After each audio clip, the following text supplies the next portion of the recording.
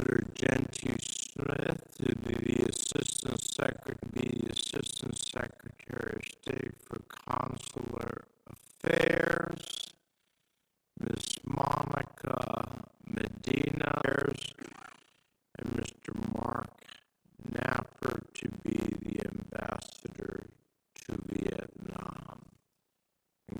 Serve our country in this capacity and the members of your family, because this suffices. I see that our distinguished colleague and member of this committee, the senator from Massachusetts, very much, and ranking member Rich, thank you.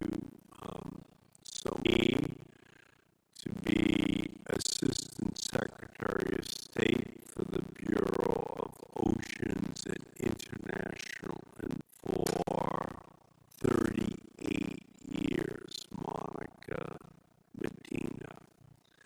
It is impossible, and again, I'm now in the infancy of my second adulthood,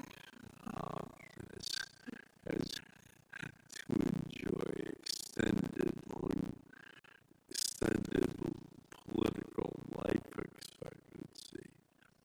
But this job, Monica has been working for decades and across multiple worlds we live in, and knows that the 21st century U.S. foreign policy goes eyes in the sands of the world where universal threats and their solutions lie. While at Georgetown University, and while working in the military to provide them with opportunities that were previously closed to them, simply this and never backs down from a tough challenge. And she has confronted some of the world, the connection between illegal wildlife trafficking and organized crime. Just like the climate crisis, these are global spanning threats to our national security. And Monica's expertise in these areas is why former Secretary of Defense Leon Panetta and the Center for Strategic and International Studies have turned to her as an expert and advisor. Monica knows that we can't protect ourselves at home without a robust strategy abroad. And diplomacy isn't just something that she has practiced in international work. She has worked across the aisle with stakeholders from different states and industries in the United States to protect our oceans and our ocean economy. After the Deepwater Horizon oil spill, she worked with the 5 Republican governors of affected states to get $1 billion in restoration funds from oil company BP so that states could quickly start rebounding from the disaster. Her work at the National Oceanic and Atmospheric Administration was praised by groups like the Seafood Harvesters of America, who support her experience and legacy of protecting our oceans and the workers and communities that depend upon them. Louis Pasteur once said that science knows no country because knowledge belongs to humanity and is the torch which illuminates the world. Science is the highest personification of the nation because that nation will remain the first which carries the furthest the works of thought and intelligence. Monica Medina has dedicated her career to promoting America's excellence in these 2 realms, the tools of science and the values of humanity, because it is there where America's excellence and promise to the world is to be found. She knows that, and throughout her distinguished career, she has become supremely prepared for the role of Assistant Secretary of State for the Bureau of Oceans, Environment, and Science. She has been training for it in every position in which she has served, every mission that she has fulfilled, every discussion she's held with key stakeholders. I am so grateful for her continued commitment to our country and planet, as well as for our years of friendship. And I hope my colleagues will join me in supporting her for this important position. Thank you, Mr. Chairman. Well, thank you, Senator Marc. A rather glowing introduction, and we know that you have, I'm sure, well earned. I know that you may have other committee businesses to do, and so at your leisure, you're welcome to depart from us. And thank you for your introduction. Let me turn to our panel to speak briefly about each of them. Turn to Senator Risch, and then we'll listen to your testimony. Ambassador Smith has served the United States and the State Department during his entire professional career, with 2.5 decades ensuring the security of U.S. diplomatic personnel and U.S. citizens here and abroad. He has been a special agent protecting the Secretary of State, a regional security officer in multiple foreign posts, a deputy assistant secretary and senior advisor in the Bureau of Diplomatic Security. He has served as director for the Office of Foreign Missions, for which he was previously confirmed by the Senate. There's no question in my mind that he is fully qualified and deeply experienced for this position. Ambassador Smith's experience and commitment will be needed as the State Department faces multiple challenges in keeping its personnel safe, including a relatively new one. Indeed, U.S. personnel have recently faced the prospect of silent, stealthy assaults from what may be some sort of directed energy weapons, first employed in Cuba and now showing up in other parts of the world. These incidents deserve the full attention of the United States in order to ensure accountability and that the parties responsible are brought to justice, but most of all to protect personnel. So, Ambassador Smith, I trust that if confirmed, you'll be devoted in your efforts to meet this and all threats against U.S. diplomatic and other personnel. Ms. Medina, as our colleague, Senator Marc, has said, your knowledge and experience, including as Principal Deputy Undersecretary of Oceans and Atmosphere of the Department of Commerce, and in various leadership roles focused on ocean conservation and environmental policy, suits you well for this position. If confirmed as Assistant Secretary for the Bureau of Oceans, International Environmental and Scientific Affairs, you'll be responsible for maintaining U.S. leadership on cooperative efforts to maintain the health and sustainability of the world we all share. If confirmed, you'll also be responsible for managing U.S. diplomacy on addressing global plastic pollution, protecting endangered species, and combating wildlife trafficking, representing the U.S., the Montreal Protocol, and the Arctic Council Challenge. As you may know, I co-authored the Save Our Seas 2.0 Act, and I look forward to working with you on the next steps to combating plastic pollution and other global environmental problems. Ambassador Bitter, I'm pleased to see you back before the committee. Your service in Laos these past several years apparently may not have made headlines in Washington, but it has been with distinction. The position you're nominated for as Assistant Secretary for Consular Affairs is perhaps one of the most challenging positions in the department today. The effects of the COVID pandemic have been particularly felt in the CA, from the massive repatriation of American citizens abroad carried out by the department last year to the financial challenges resulting from the consular office fee-for-service model at a time when fees have dried up as a result of decreased international travel. That's something that's changed dramatically. We have now a huge demand and a big backlog on passports, which several colleagues of the committee have raised with me. I'm sure that may be raised with you as to how we deal with it. The mismanagement of the department, broadly speaking, and the consular affairs in particular over the past 4 years leaves the next assistant secretary with no shortage of challenges. As consular affairs is also the part of the department that has the most engagement with American citizens, processing passports and visas, supporting overseas travelers in need, and the like. It's also a bureau that receives a high level of congressional scrutiny.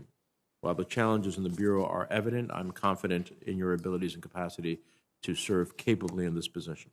Finally, I'm pleased to see Marc Knapper before the committee for consideration as our next ambassador to Vietnam. We look to develop a genuine strategic partnership with Hanoi, one animated by our shared interests and our values. And I can think of few more qualified foreign service professionals than Mr. Knapper to be entrusted with this important task. In closing, while the four of you have a series of challenges ahead, I'm confident that your knowledge and experience will serve you well as you take on your new responsibilities upon confirmation. I look forward to each of your testimonies.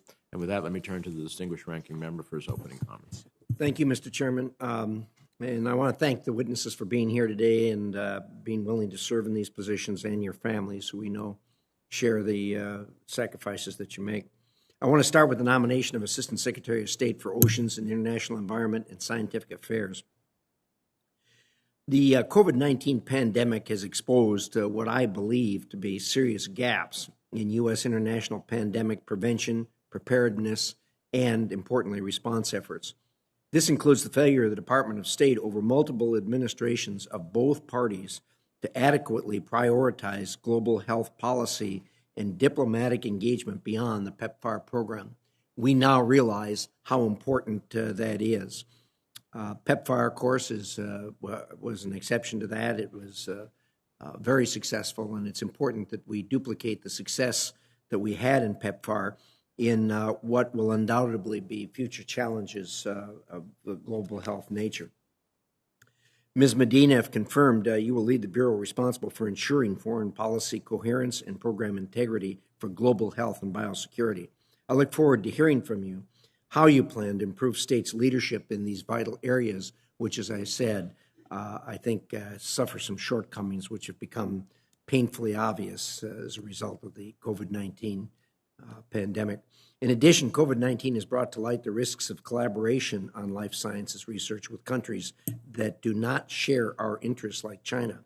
If confirmed, you will have a role in overseeing international scientific cooperation and global health security, and it is critical that you work across the department to prevent the misuse of such research.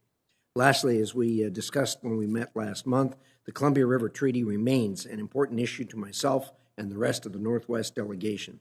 I look forward to hearing more about how you plan to make Columbia River Treaty negotiations a priority. Next, we have the nomination of Assistant Secretary of State for Diplomatic Security. For decades, the State Department has struggled with what has been dubbed colloquially a bunker mentality, which greatly prioritizes security to the detriment of our diplomatic effectiveness. Security is undoubtedly very important, but as with all things, it must be put in its proper place. This severe risk aversion often keeps our diplomats cooped up behind embassy walls instead of engaging with local community and conducting traditional diplomacy. America's adversaries do not place similar burdens of strategic disadvantage. Earlier this year, I introduced legislation to improve the process for investigating security incidents abroad so that the department's diplomats can safely do their jobs, promote U.S. interests with host countries, and engage local populations with appropriate protection. If confirmed, it will be vitally important to ensure the department learns to manage risk more effectively. Ambassador Smith, I look forward to hearing your thoughts on these issues. Moving on to the nomination of Assistant Secretary of State for Consular Affairs, the Bureau of Consular Affairs has a unique opportunity to demonstrate how the State Department assists U.S. citizens every day while also advancing our national interests. Whether it's helping Americans who lost a passport on vacation get home or visiting U.S. citizens who have been incarcerated abroad, Consular Affairs often directly serves the American people. However, last year's travel restrictions and the resulting loss of visa fee revenue greatly hurt the Bureau's finances, potentially affecting its ability to provide these important services. As vaccination rates climb, there will be more people seeking to travel. Demand for passports and visas are rapidly increasing, leading to significant delays in processing times. Ambassador Bitter, I look forward to hearing your plan to get Consular Affairs fully operational and to reduce these extremely irregular passport processing times. Finally, we have the nomination of Ambassador to Vietnam. Vietnam is an important U.S. Partner and an ASEAN member. I am very glad to see the recent U.S. donation of 2 million Moderna vaccine through COVAX to Vietnam, in addition to separate donations to Indonesia and Malaysia. Southeast Asian countries need vaccines, given the importance of this region to the United States and the pressure some countries are facing from China to accept it's clearly substandard vaccines. It is crucial that the United States continue to prioritize deliveries to our partners there. We need to redouble our efforts following the non-transparent COVAX procurement deal announced earlier this week that will allow China to profit mightily from the distribution of its substandard vaccines. All of this very ironic. Beyond vaccines, I think it's crucial that we advance collaboration with Vietnam in important areas such as the South China Sea and the Mekong region, and the crisis in Myanmar. We should also continue to prioritize all forms of energy engagement, including liquefied natural gas. Finally, in closing, I continue to support engagement with Vietnam to promote freedom of speech and religion. Mr. Knapper, I look forward to hearing how you will tackle all these issues if you are confirmed. We have a lot to cover today, and I'll yield back. Thank you. Thank you, Senator Risch. All right, we will start our testimony from our nominees. We'd ask you to summarize your statement in about 5 minutes. All of your full statements will be included in the record without objection. We'll start with Ambassador Smith and then move down the aisle. Ambassador Smith. Chairman Menendez, Ranking Member Risch, and members of the committee, I'm honored to appear before you today as President Biden's nominee to be the Department of State's Assistant Secretary for the Bureau of Diplomatic Security. I'm grateful for the confidence that the President and Secretary Blinken have placed in me, and I'm humbled by the opportunity to lead such an outstanding organization. In the 105-year history of diplomatic security, I'm just the third DS agent to be nominated to serve as Assistant Secretary. In my 30-year career with the Foreign Service, I am proud to have served as a DS agent for 27 years prior to my appointment as the Director for the Office of Foreign Missions, a position that I held until my retirement in 2017. I would like to thank you for your continued and unwavering support for both the department and for diplomatic security. I am very proud to be associated with the outstanding women and men who labor tirelessly to protect America's diplomatic facilities, critical information, and most importantly, American lives. They also conduct extensive important law enforcement investigations necessary to keep our country safe.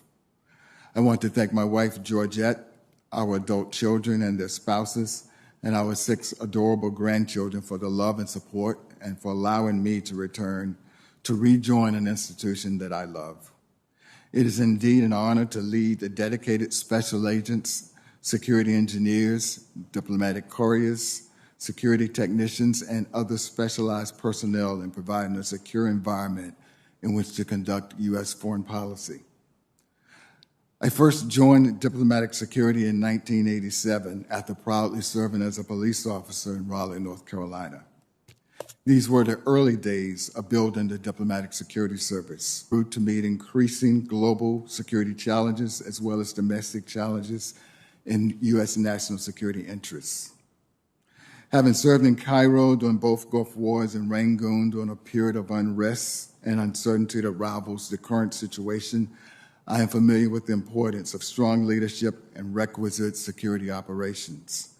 Upon returning to the U.S. and serving in senior positions in diplomatic security, I am proud to have collaborated closely with other department colleagues, the intelligence community, DOD, and members of Congress to construct and improve diplomatic facilities here and abroad while enabling our personnel to project U.S. government interests around the world.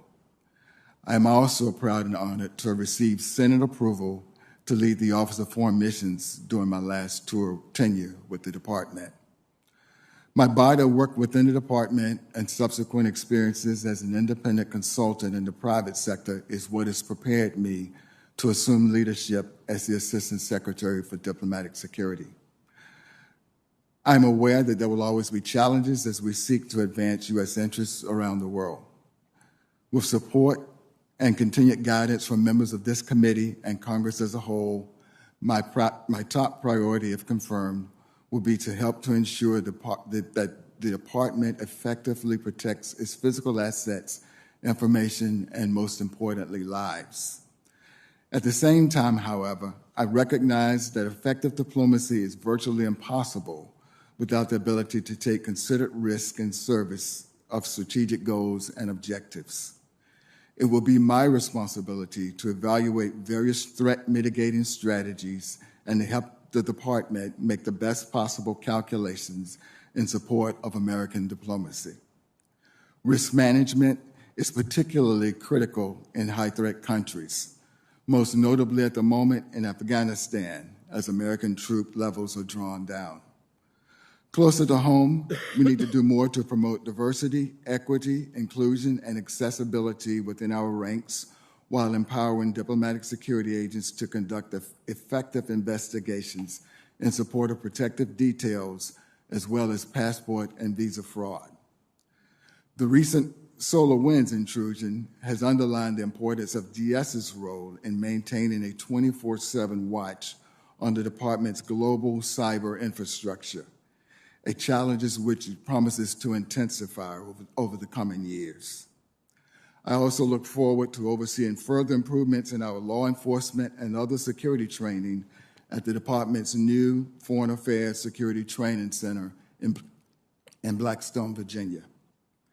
Finally, if confirmed, I look forward to working closely with this body to ensure your interests and concerns are properly addressed and that we work together to protect our personnel, facilities, and national interests abroad and domestically. Thank you for your time and consideration, and I'm happy to entertain any of your questions. Thank you very much, Ambassador Bitter. Chairman Menendez, Ranking Member Risch, and members of the committee. I am honored to appear before you today and grateful to President Biden and Secretary Blinken for the trust they have placed in me. It is with no small measure of humility that I approach the responsibility before me if confirmed. I believe there is no part of the Department of State more directly responsible for the security and well-being of Americans at home and abroad than the Bureau of Consular Affairs. In fact, diplomats have been serving their fellow citizens abroad in consular missions since before the Constitution was written. These are the oldest and most vital functions of the Department of State. Consular work is not glamorous, and it can often be heartbreaking. But colleagues in the Bureau do not do this work for recognition. They are the truest of public servants, working under sometimes very difficult conditions on behalf of the American people. For a recent example, the men and women of the Bureau of Consular Affairs led the repatriation of nearly 100,000 Americans at the beginning of the pandemic, often risking their own health and safety. The Senate recognized this effort with Senate Resolution 567, commending the department for its efforts on behalf of our fellow citizens. I would also like to add my thanks to the Bureau for all it does on behalf of the American people, much of which takes place below their notice. If confirmed, it would be the honor of a lifetime to lead this extraordinary team. I've had many out of my 27-year career, but the proudest have revolved around consular services.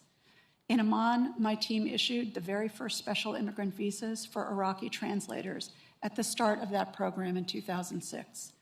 I understand on a very personal level the U.S. government's commitment to the men and women who serve beside us.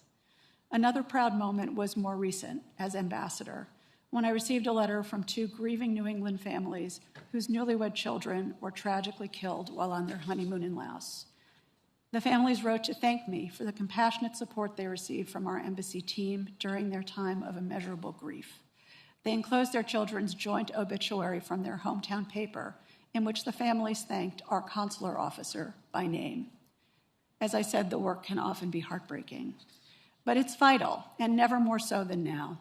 President Biden promised to craft a foreign policy for the middle class. A strong, healthy Bureau of Consular Affairs will be critical to this effort. But the global pandemic has taken a toll on the Bureau.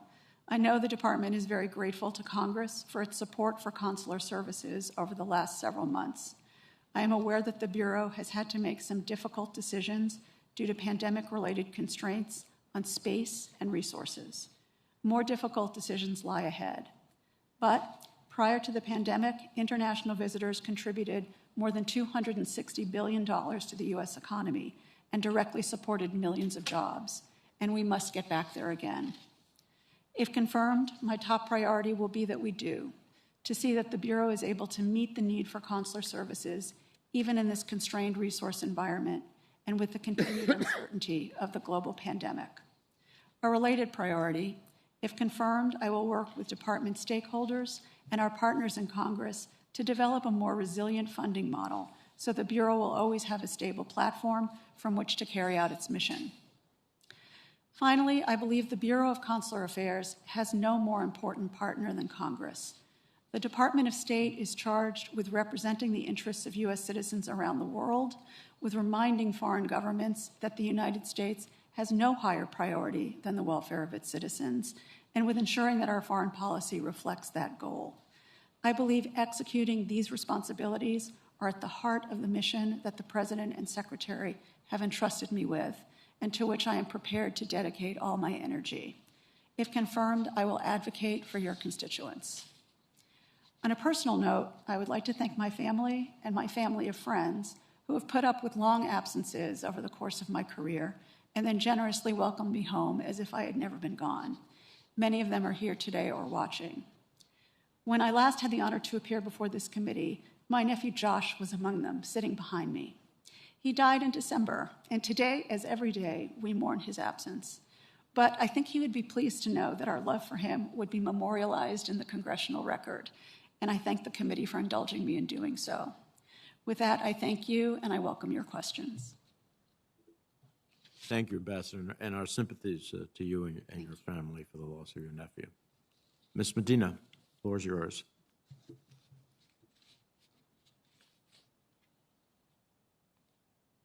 I want to begin by thanking Senator Markey.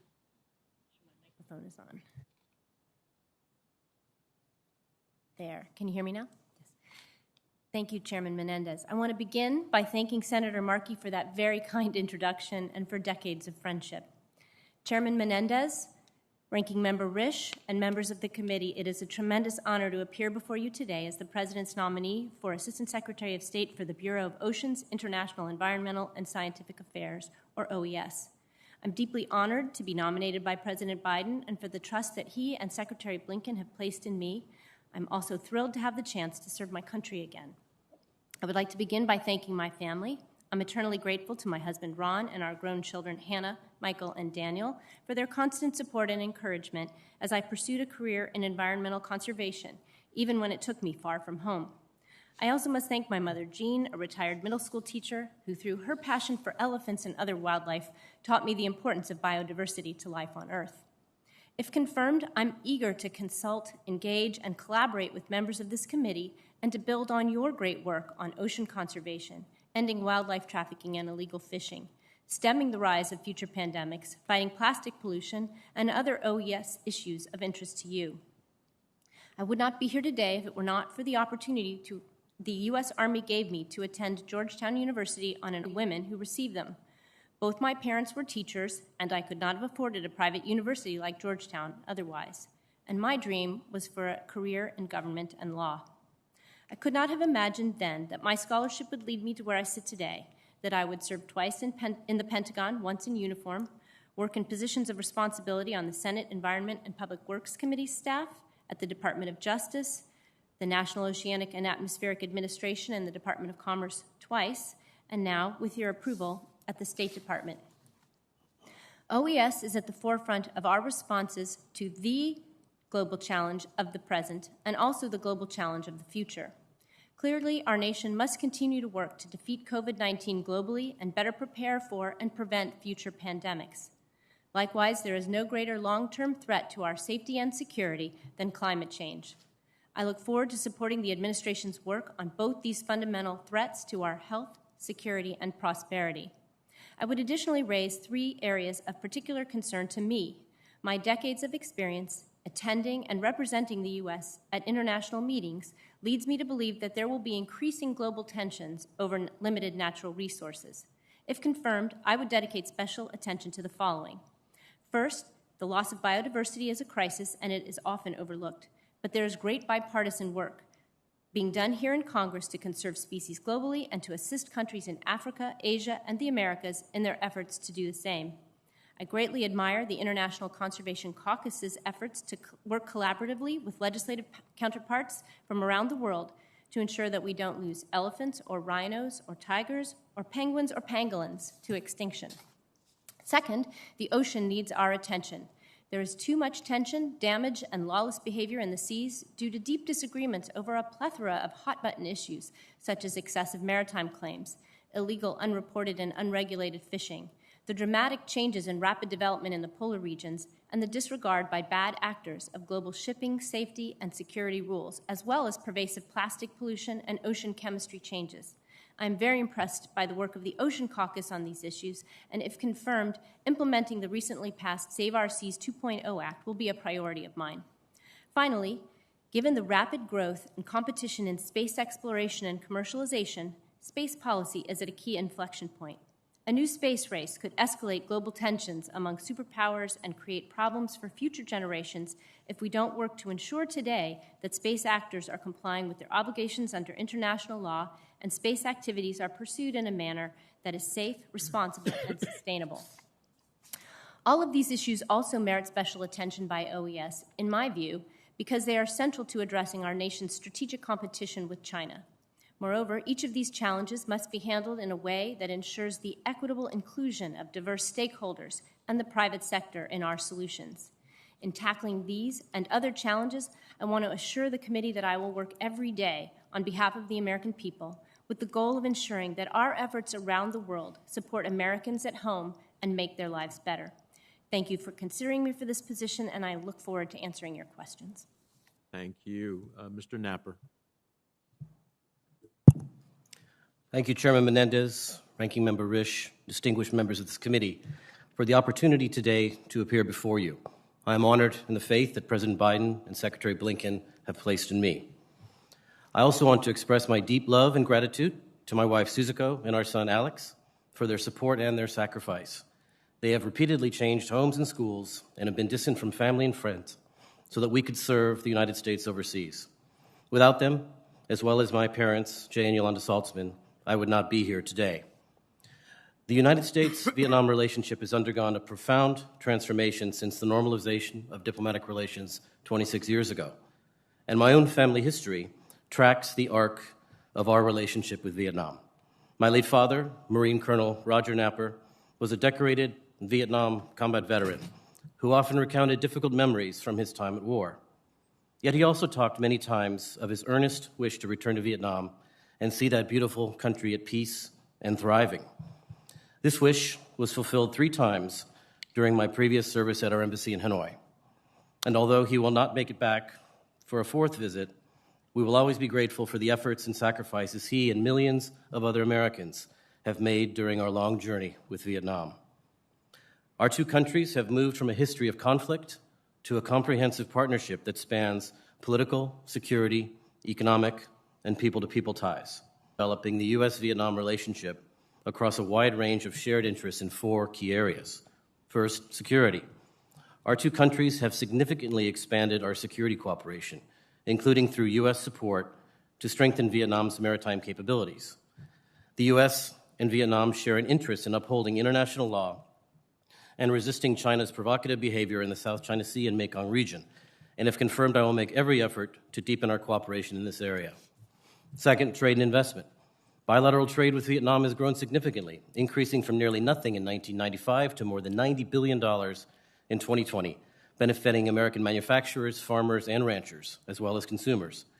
But despite this growth, challenges remain, and if confirmed, I will advocate for a level playing field for U.S. companies and investors, including by urging Vietnam to maintain equitable market access for U.S. digital services and agricultural products. Third, war legacy and humanitarian issues. If confirmed, providing the fullest possible accounting for U.S. personnel missing from the Vietnam War era will be my solemn duty. Furthermore, for decades, Vietnam has provided critical assistance to those efforts, and we're grateful. Since 1993, the U.S. has also contributed more than $160 million to mitigate lingering threats posed by unexploded ordnance. And together with Vietnam, we have successfully completed the remediation of dioxin contamination in Da Nang, and in 2019, we broke ground on another project to remediate dioxin at Bien Hoa Air Base. Our cooperation on these issues, as well as providing $125 million since 1989 in humanitarian assistance, supporting over 1 million persons with disabilities regardless of the cause, has been an important foundation for our bilateral relationship. Fourth and finally, people-to-people ties. The bonds between the American and Vietnamese people are strong and growing. Prior to the pandemic, nearly 700,000 Americans traveled to Vietnam annually, including more than 1,200 American students. And here in the U.S., we welcome 30,000 Vietnamese students each year. These people-to-people ties are an important bridge between our 2 countries. All that said, our thriving relationship is not without its challenges. we remain deeply concerned about Vietnam's human rights record, in particular, reports of the troubling trend of harassment, arbitrary or unlawful arrests, unjust convictions, and harsh sentences of journalists and activists. If confirmed, I will press the government of Vietnam to respect the freedoms of expression, association, peaceful assembly, and religion and belief. Only when we see significant progress on human rights can our two countries' partnership reach its full potential. And as always, my number one priority will be protecting the safety and welfare of all United States citizens in Vietnam. And I will also make the safety and welfare of Mission Vietnam personnel a top priority. The thriving U.S.-Vietnam partnership is the result of the courage, goodwill, and painstaking work of dedicated people in both countries who believed in the possibility of peace and reconciliation between two former enemies.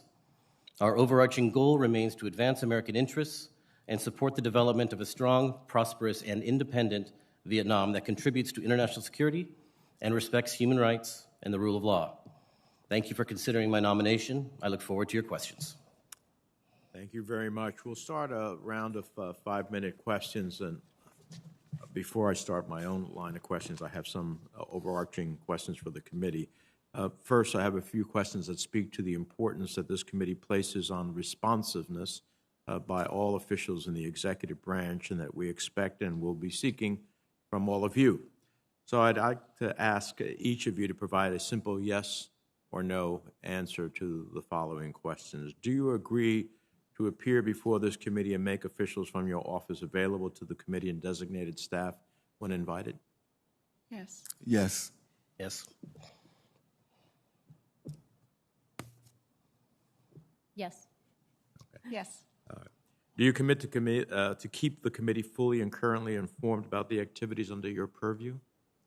Yes. Yes. Yes.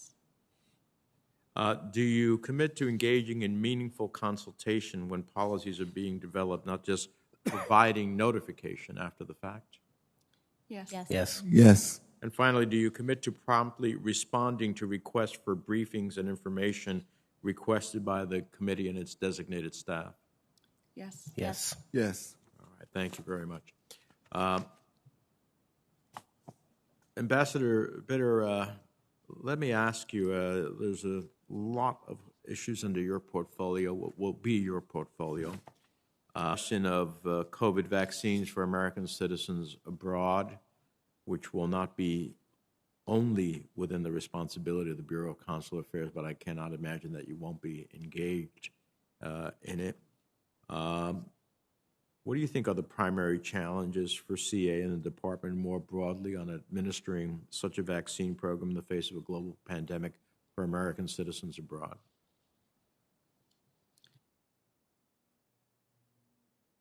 Sorry, thank you.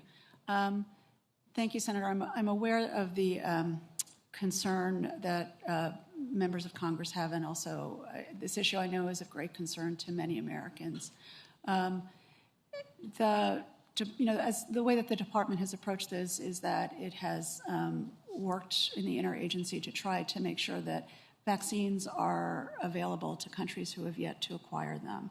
And then within the department, we've tried to make available consular information to Americans abroad to ensure that they're aware of how they can get access to vaccines where they are available, and make sure that they have information about local medical providers and healthcare, and that's the general form of consular services to those abroad. And if there are particular needs, of course, the embassies abroad are always prepared to address consular services and whatever needs American citizens have.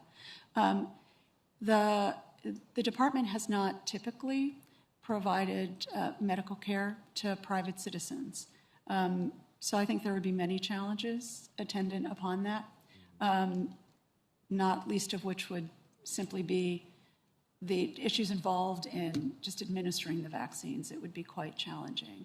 I hope we will think about, and I understand that the department has not been involved in delivering healthcare services to citizens abroad, but in a global pandemic, I hope we will think about how we help an American citizen living abroad, maybe because of work or some other reason, to find access to a vaccine. Because when a country has its own vaccination program, of course, it is focused on its own citizens. And so that leaves an American citizen in limbo, potentially. So I hope we will give a little thought to how we can create a greater connection for American citizens abroad in that context. Let me turn to the question of passports. As you may know, an artifact of the COVID crisis, the department remains considerably backed up on passport processing at the National Passport Center. I was listening to several of our colleagues on the committee and my own experience back in New Jersey of citizens who have months that they applied for their passport and cannot get a response. And of course, with the opening of the world and the surge in demand, there's a greater demand. Do you have a sense, I know you're not there, but in your briefings, do you have a sense of the current backlog, and what's your thoughts about working to clear it up? Thank you, Senator. I'm very aware of this issue, and I know it's very important to you and to your constituents. It's important to the department as well. And I share your concern about the length of time that it's currently taking. And the department takes very seriously its responsibility in this area. It's a very visible part of the work that the department does. And it's important to get secure and efficiently issued passports out to American citizens as quickly as possible. Like many organizations, the Bureau and its partners have been faced with ramping up in a situation where COVID restrictions are lifting more slowly than demand is rising. So it's a pretty fast-moving situation. The department is reviewing each passport agency according to the science and deciding when they can fully reopen. So it is an evolving situation. I know, again, that this is something of great concern to you, and I would be very happy to work with my colleagues in congressional affairs to make sure that members and your staff can get up-to-the-minute briefings and the most recent information. But right now, I think it's taking between the passport office and its partners up to 18 weeks for passports that are not expedited to be processed. Yeah. Well, I will say that what we really need is some type of surge capacity for a period of time to deal with the backlog. I don't think that we can, many Americans, it's not just a question of travel for leisure, but it is travel for business again. It is travel to see family members who they may not have seen for well over a year and a half, 2 years because of COVID. So it's about a family reunification issue as well. I'll tell the Secretary as well, but I really urge you all to think about a surge capacity for a period of time to get us into a more reasonable period of time in which people have to wait. Finally, and not because there aren't many more issues, but I appreciate the important work the department does to vet visas to assure there's no fraud and abuse, but I can tell you I have a regular stream of complaints about the department's transparency and communication, and sometimes its agility and responsiveness when it comes to processing visas for non-American family of U.S. citizens to visit the United States, student visas and work and business visas. I'm interested in your thoughts about where and how we can improve the visa application and processing system so that applicants, even if they are turned down, face an open, transparent, and rapid process that speaks to our best values as a nation. I can't tell you how many times, I know that an applicant has to overcome the hurdle of showing that they have roots in their country, that they are likely to return, that they are not likely to stay in the United States. I'm very familiar with the immigration law in that respect. So that's a hurdle they must meet. But I can't tell you how many times I've had individuals who have properties in their country, businesses in their country, deep family ties in their country, and no reasonable expectation that they would stay in the United States. And they get, many of them feel they get arbitrarily and capriciously just rejected. So there's the feeling, we want people in the world to think of the United States as a place that is welcoming and follows rules of law, yet they feel that they haven't had, so to speak, their day in court. I understand the incredible crush on consular officers, but we have to think of how do we process in a better way. Do you have any thoughts on that? Thank you, Senator. I would not be telling the truth if I hadn't said to you that I haven't heard those comments as well. I have. And I think they speak to issues of respect and issues of making sure that our consular officers are able to have what are sometimes quite quick interactions in a respectful and clear way. It can be very difficult, it can be a very challenging job, but I'm very conscious of the fact, and we all are in the department, and I know the Bureau of Consular Affairs is as well, that these officers are often the first or sometimes the only Americans that these host country nationals will meet. And it is enormously important that that interaction does reflect our values and does reflect the best that we have to offer. So I take your point and I share it, and I share your concern. And if confirmed, it would be my goal to make sure that every consular officer in every embassy and every interaction that they have with host country nationals reflects the diplomats that they are and reflects the best values of America. All right, thank you. Senator Risch. Thank you, Mr. Chairman. First of all, I want to associate myself with the remarks regarding a surge to get caught up on visas and passports. Certainly one of the great freedoms Americans have is the freedom to travel and also to welcome their non-American family members here to the United States, and it's important we get caught up on that as we go forward. I want to focus, however, on another area that the chairman and I are working together on, and that is global health. We're here where we are on the pandemic, and we're really focused on vaccines today, and that's important. It's very important. I think the only way we're going to get past this is a good vaccine program, not only in the United States but around the world. But more importantly, I think we need to look to the future. And I think one is to work on a protocol for the future and establishing protocols and infrastructure that will get all of the countries pulling the wagon together to address a global pandemic. That did not happen this time. We all know that. There were major flaws, major holes in various countries attempting to get through this. And so the chairman and I have been working on global health policy and a global health bill. And I hope, Ms. Medina, that you will familiarize yourself with that and commit to helping us get in place an infrastructure, a protocol for dealing with these things when they happen immediately. There's no substitute for being able to address the challenge immediately, and that is primarily what our legislation is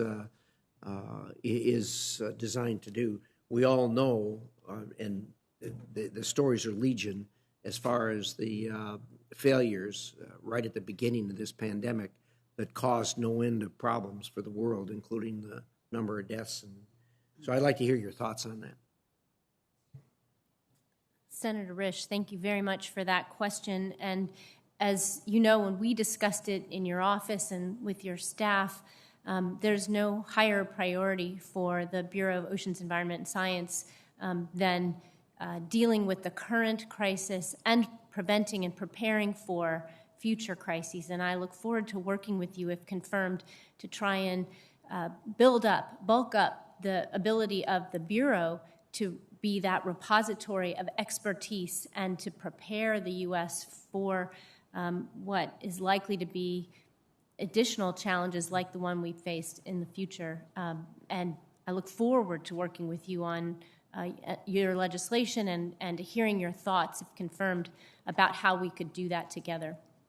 Well, thanks. I will tell you that we all know the United States government is big, It is complex. It's got many agencies, and there's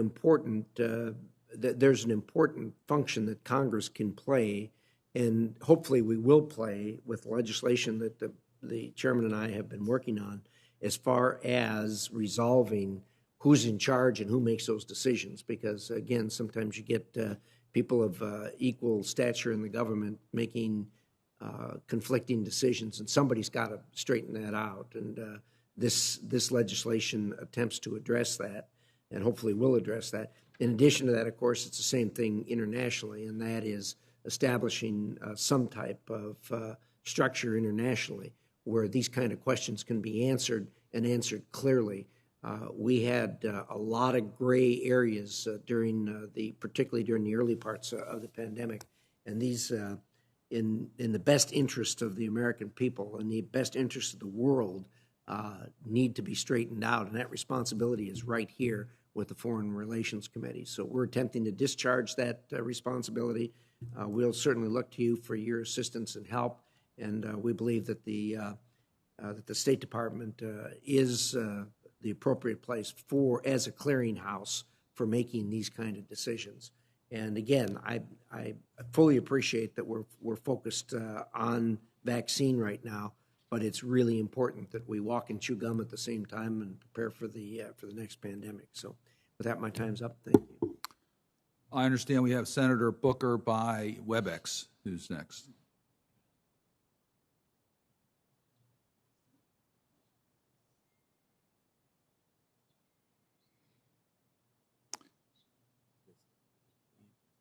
I understand he is not available. We'll go to Senator Kane. Thank you to my colleagues, and congratulations to the nominees for your appointments. I have questions. I have a million questions for all of you, but in 5 minutes I'm going to ask questions of Mr. Smith and Mr. Knapper. Mr. Smith, Virginia is the home for training of security professionals who work not only for the State Department, the FAST Center that you referenced in your opening statement at Fort Pickett in Blackstone, Virginia, but also the Marine security guards that protect our embassies around the world are trained at a wonderful facility at Quantico. I've worked very hard as a member of this committee over the 9 years I've served on it to advance the security training of our State Department professionals. The citing of something I was very involved in the early part of my time on the committee. It's come a long way, and I think there's even more that can be done there. And I would hope at some point, should you be confirmed, to possibly visit with you so we could assess together its current status and what more might be done to enhance the security training of State Department personnel. If confirmed, Senator, I look forward to that, and thank you for your support. Right. Thank you so much. And Mr. Knapper, with respect to Vietnam, I traveled on a bipartisan CODEL to Vietnam in April of 2019.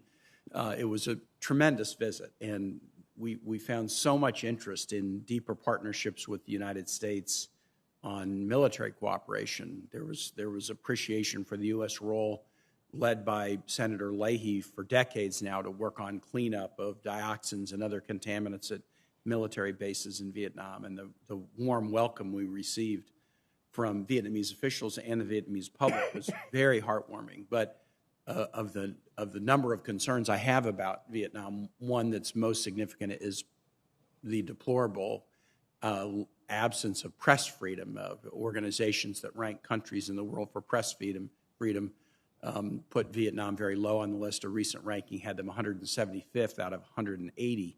One of the things that seemed pretty vibrant in 2019 was, while the press was being cracked down on, there was still a pretty vibrant and open internet culture, but that's also been significantly constrained in the last 2 years. What can the United States do? What would you do as ambassador, should you be confirmed, to try to promote broader notions of press and freedom of speech in Vietnam? Well, thank you, Senator, and thank you to you and your colleagues for the great support that Congress has provided our bilateral relationship over the years. As for press freedoms and other freedoms of Vietnam, I fully agree. We have serious concerns. This is something that, if confirmed, I will make a focus of mine. I think one way we can seek to improve the situation is just to never miss an opportunity to raise with senior Vietnamese officials our deep concerns, and to underline the point that our relationship will never reach its full potential unless we're able to see improvements in some of these areas, whether it's freedom of speech, freedom of the press, freedom of assembly. As you noted, the internet is increasingly a contested area for these basic freedoms. And among the messages we can deliver to the government of Vietnam is that they have signed on to a number of international treaties in which they've committed to support universal rights, such as those of freedom and assembly. And so I think a point we can strongly make is that should Vietnam seek to earn its place in the international community as a leader, it's going to have to abide by some of the commitments it's made internationally. Last thing I'll say about the U.S.-Vietnam relationship is one of the powerful, I think, attractors of the U.S. relationship to Vietnamese people is their deep concern about China and the historic animosity that they've had because of Chinese incursions into Vietnam. Shortly before our visit, there were massive protests all around Vietnam that were a little bit unusual, street protests, and they were fomented by the Communist Party leadership of Vietnam prepping to do sort of a sweetheart deal where China and Chinese companies would be able to come into an economic zone without really any competition from anyone else. And it was notable to see that the Vietnamese government wanted to do it, that the Vietnamese people took to the streets to stop them from doing it, and that at least in some temporary way it caused the Communist Party leadership of Vietnam to step back. There is a deep desire for deeper relationship with the United States to be a counterpoint to a China that has been so often an aggressor against Vietnam, and that's important for us to know, and it's important for us to contemplate as we seek to build a deeper relationship with Vietnam. I look forward to working with all of you should you be confirmed. Very high qualified panel. Thank you. I yield back. Thank you. Senator Haggerty. Thank you, Senator Cardin, and congratulations to each of you for being nominated today. I take particular interest in one of our nominees, that is Ambassador-to-be Marc Knapper. Marc, I'm delighted to see that Suzuko and Alex have joined you today. I would say this, that I'm certain Colonel Roger Knapper is smiling today, too. I'm sure he takes a great deal of pride in your career. It's been my great honor to have served with you. I also take a great deal of pride in the fact that you're sitting here today. I'm also very optimistic. I think that you will be confirmed, and I think that you're going to work with a great team. My former DCM, Joe Young, Dan Crentenbrink, I think at EAP we're going to be very well represented in an area that presents great strategic challenges for America today. So I am very, very pleased to see you here. You know, America is challenged in the South China Sea like never before. The world is challenged in the South China Sea like never before because of the claims that China continues to maintain, I think, without foundation, to sovereignty over much of that region. You've had unique experience, Marc. You've had experience in Japan. You've had experience in Hanoi. You've had experience dealing with India on the India desk, with China and Mongolia. And certainly you did a wonderful job as DCM and Charge d'Affaires in South Korea. You understand this region. I see great opportunity between Vietnam and the United States. From an economic standpoint, that has been manifest. We've seen great trajectory there. I think economic ties support strategic ties. But what I'd really like to talk about for a moment is the strategic opportunity that Vietnam presents for the United States, for our Quad partners, and for the safety and security of that region. I would love to get your thoughts on the role that you would play and help lead as our ambassador to Vietnam. Thank you very much, Senator, and thank you very much for your kind words about my family. I mean, you're absolutely right. Right now, I think our shared view with Vietnam is that there is no greater challenge we face right now than that of China's aggressive and provocative behavior, particularly some of its sweeping and unlawful maritime claims in the South China Sea, what it's doing along the Mekong River, damming and releasing water, causing deep problems for 66 million people who live along that river and rely upon it for their livelihoods. If confirmed, Senator, I will make a priority deepening our strategic relationship with Vietnam. Right now, we have what we call a comprehensive partnership. We hope to raise it to a strategic partnership. And I will take steps to do that by strengthening even further our security relationship with Vietnam. This is something that you mentioned Ambassador Crittenbrink. He did a great job over 3 years in bringing us to the next level. I'd like to take us further.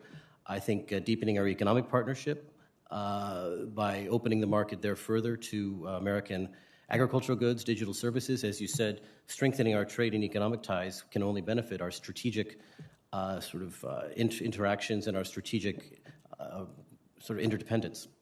And so this, if confirmed, will be a priority of mine, as well as deepening our people-to-people ties. The shoulders upon which all of our efforts with Vietnam stand are the ties between our two peoples, whether it's young people going back and forth, students studying each other's countries, and so that will also be, sir, a priority of mine if confirmed. Well, thank you very much. I look forward to working with you along all of those lines and know that you have a strong ally in the United States Senate, not only with me, but with the members of this committee in achieving these goals. Could I turn to you, Ambassador Bitter? There's an area, again, related to China that's a deep concern of mine. I'm certain that you're aware of this concern, and that is overseas students coming from China that pose a security threat to the nation. I would just like to ask you in very specific terms, if you're familiar with the Executive Order 10043. That executive order suspends the entry of certain students and researchers from the People's Republic of China.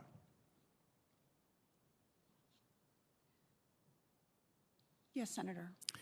And if you're confirmed, do you agree to notify me and this committee if there are any changes made to that executive order? Yes, Senator. And in the meantime, do you agree to uphold the tenets of that executive order? Yes, Senator. Thank you very much, Ambassador. I appreciate it. I yield back. Thank you. Senator Cardin. Well, first, let me thank all 4 of our nominees for their service to our country and our willingness to continue to serve our nation. We thank you. We thank your families. We know that this is very much a family commitment. Ambassador Bitter, I would like to start with you. I just want to concur with Senator Menendez's comments in regards to the passport issues. And as Senator Menendez said, you're not responsible for the current backlog.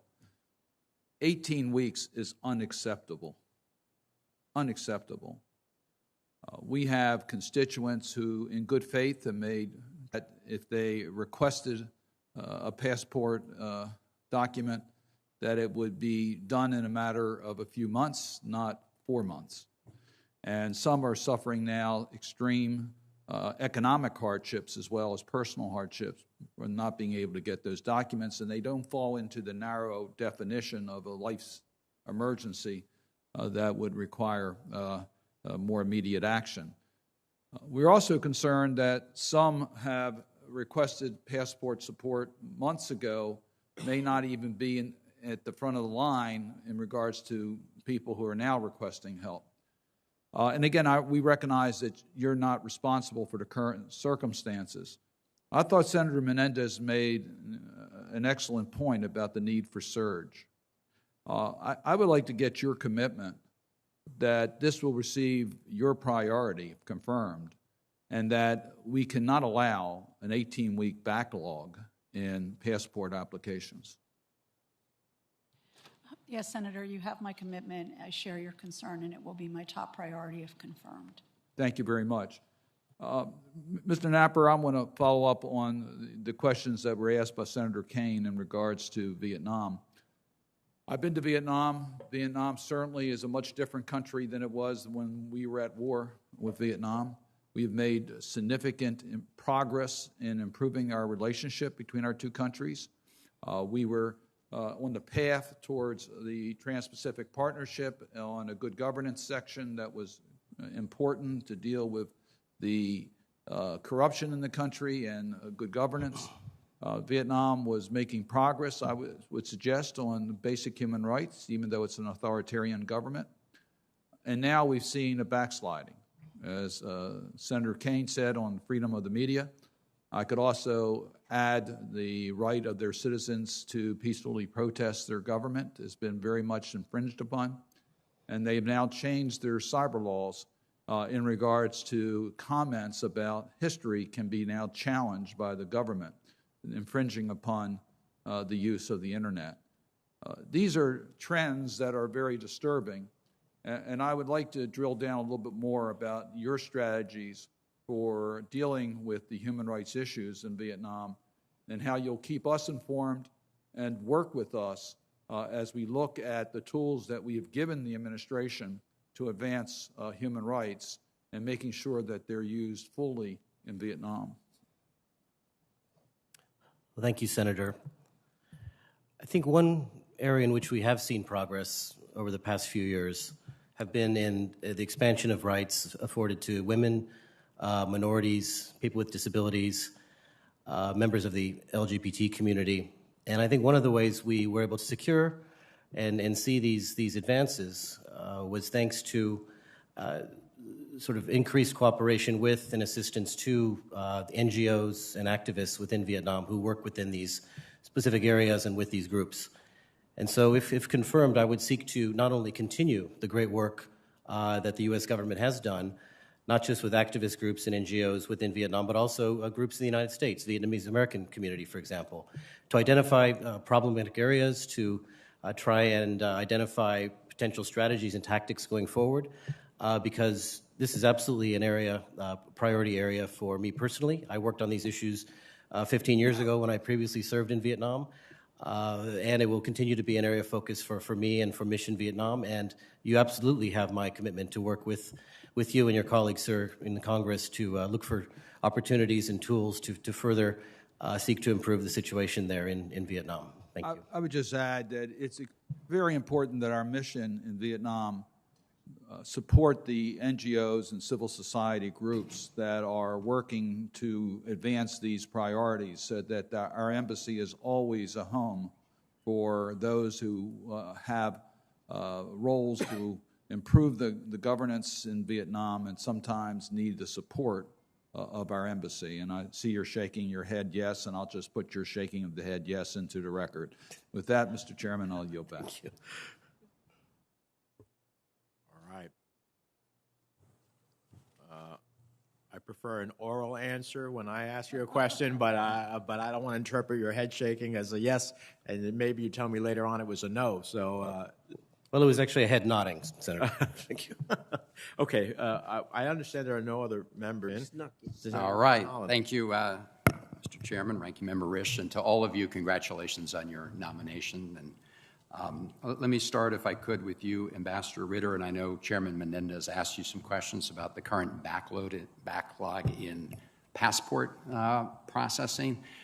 You know, obviously we've been through a very difficult time with COVID. I recognize that, and the State Department has had to deal with all of the pressures that brings.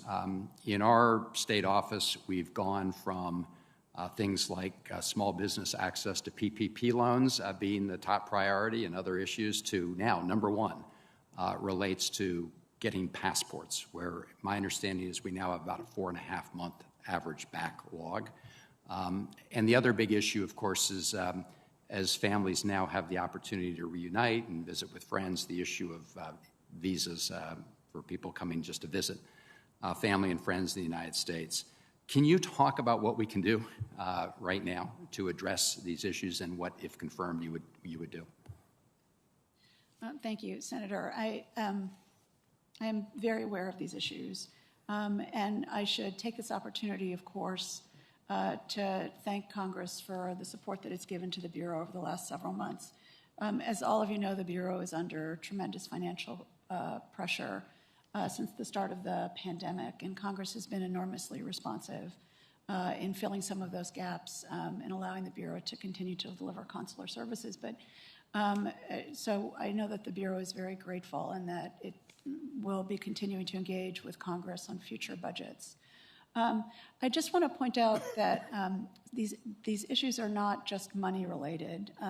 So while the U.S. is experiencing a return to what feels a little like normal, our posts overseas are still working under some pandemic space constraints, which means that they cannot offer the same number of appointments that they used to because they can't have the same number of people in their waiting room. So these restrictions are very important. They protect our staff, they protect the customers, they protect the community, but they do limit Post's ability to provide services. And as a result, what's happened is my colleagues overseas have had to make some difficult prioritization decisions about how to use the space that's available to them. So if confirmed, this is very much job one. I recognize that folks coming, that visas also impact your community with respect to small businesses, maybe relying on workers overseas that are unable to get back, family reunification, all of those issues. Right now, it's a very difficult time. Well, thank you for that statement. You know, this is the area where our constituents most frequently interact with the State Department, right? And so that's where they're really feeling the presence or lack of responsiveness and services. So our office is working very closely with the team at the State Department. We're grateful for the relationship we have, but this is a big issue. The visa part, but also just getting a passport for a U.S. citizen who is here. Ms. Medina, thank you for your testimony, and I appreciate your mentioning the issue of biodiversity. As you mentioned, and we're seeing a disappearance of biodiversity at alarming rates around the world, and look forward to working with you on those issues going forward. Mr. Smith, thank you for taking on this assignment. As you well know, Foreign Service officers go into the Foreign Service to really get to know and interact with the countries where they're serving. And so while it is absolutely true that we have to provide security, I hope as you think this through, you will also find ways to make sure that our Foreign Service officers overseas can interact with the rest of the population. Otherwise, they might as well just be in D.C. In Kabul, we have, of course, a particularly immediate situation, and I know you'll be monitoring that very carefully with respect to the situation there.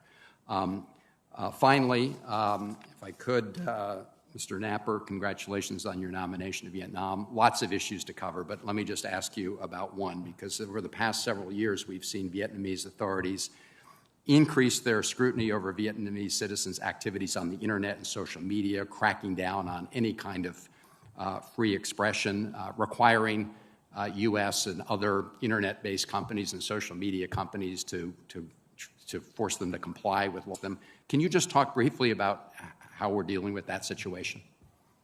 Well, thank you, Senator. The one specific case right now that's attracting the most attention, of course, is that of Facebook, and the Vietnamese government, in some instances, demanding that Facebook remove certain posts that it finds offensive or contrary to political order, so to speak. And right now, the U.S. Embassy in Hanoi, we are working very closely with Facebook folks on the ground there, as well as the Vietnamese government, to try and find a way forward that, again, preserves the space on Facebook and other social networking sites to allow for free speech and to allow for the free expression of political and other views, and also just allowing an American company to be able to operate without any threat of its data being cut off or throttled is the term that they use. But if confirmed, Senator, I will absolutely focus on this as a human rights issue, but also as a press freedom issue. Thank you. I appreciate that. As you say, it's really part of the larger, I think, growing challenge in Vietnam with respect to human rights. But thank you all for your testimony. Thank you, Mr. Thank you. Some final questions. Ambassador Smith, as I mentioned in my opening remarks, I'm deeply concerned about what seems to be an emerging threat of directed energy attacks targeting U.S. personnel and our ability to pivot and adequately protect them and their families in the face of these attacks. I hope that will be a major focus for you upon your confirmation. Yes, it will, Senator, and I look forward to engaging as we progress on this issue. Well, that's incredibly important to us because, we ask our people to do incredible work for the United States. We put them sometimes in harm's way. We need to do everything possible to protect them. And this is something that seems to be challenging and escaping to us. So I hope it will become one of your highest priorities upon taking office.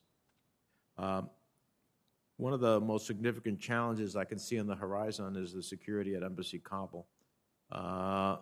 What's your current assessment? I know you're not there yet, but from your experience of our ability to ensure the safety and security of the embassy compound, and will you commit to keeping the committee updated on the steps that diplomatic security is taking to ensure the safety of U.S. personnel?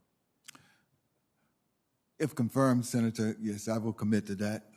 Afghanistan will continue to garner a lot of attention, particularly as U.S. forces continue to withdraw, and it's going to be important for diplomatic security to remain very much engaged, both with our colleagues and contacts here and also with the Afghan forces on the ground there to see how they can help to enhance our security operations. Well, if you when you get confirmed, I hope you will give us an assessment of what is needed, if anything is needed beyond what we have. And also, Port-au-Prince, we obviously have an ongoing difficult situation in Port-au-Prince.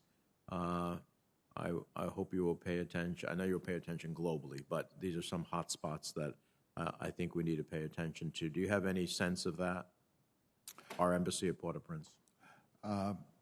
Again, I agree with you that Port-au-Prince is definitely a point of concern at this moment.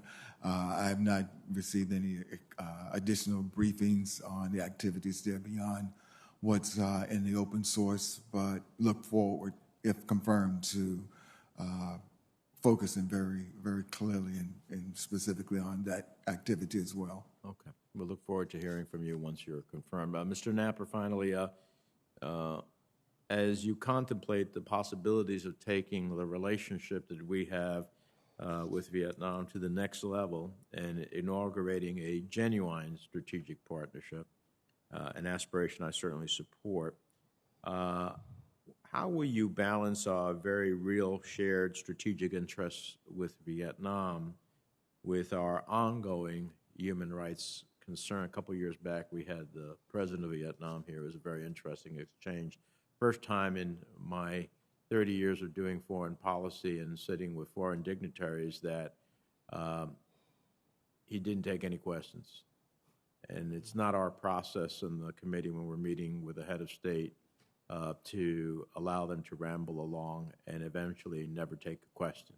So it was emblematic in my mind of what's packages or conditioning do you think is appropriate and constructive as we consider additional military, security, economic, or diplomatic engagement with Vietnam?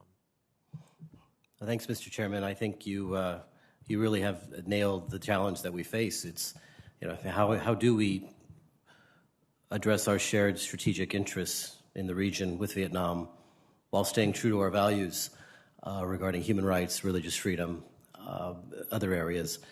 And I think, if confirmed, I would like to build upon the good progress we've made so far. We have been able to keep that balance, I believe, between ensuring that our values related to universal human rights are upheld and asserted in our high-level conversations with the Vietnamese government, but at the same time, recognizing that in Vietnam we have no stronger or more vocal partner within ASEAN when it comes to speaking out against the challenge that China poses in the South China Sea and elsewhere in the region. So, as I mentioned earlier, Mr. Chairman, I think there are ways to point out to our Vietnamese government and Communist Party of Vietnam interlocutors that there will be limitations to how much our relationship can grow under the circumstances in which we have concerns about human rights and religious freedom. And I think we have to make clear that as we do consider ways to expand the relationship, that we will let them know that there are potential breaks on progress that we'll have to consider. All right, Ms. Medina, I don't want you to think that you have no object of my affection or interest. So, but between your statement, your answers with Senator Risch and Senator Markey's incredible description of your history, I think you've answered the issues I'm concerned about. So we look forward to working with you upon your confirmation. Global health for the chairman, for myself, and for the ranking member is a critical issue. And while it may not seem in the title of your position to be the focal point, it is a focal point for this committee. So we will look forward to working with you on that. With no other member, as I understand it, either virtually or present, to come before the committee. The record will remain open until the close of business on Wednesday, July the 14th, for questions. I'd urge the nominees, if you get questions for the record, to answer them fully and expeditiously so we can consider your nominations at a business meeting. And with the thanks of the committee for your willingness to serve, this hearing is adjourned.